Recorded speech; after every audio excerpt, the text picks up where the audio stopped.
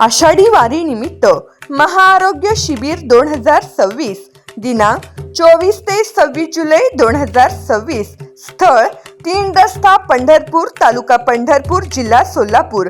वारकरी भाविकांसाठी आरोग्य सेवा आरोग्य संपन्न वारी मोबाईल ॲपद्वारे तात्काळ आरोग्य सुविधांची माहिती। गंभीर रुग्णांसाठी एअर ॲम्ब्युलन्स सुविधा उपलब्ध। कसं काय माऊली, तब्येत बरी आहे ना?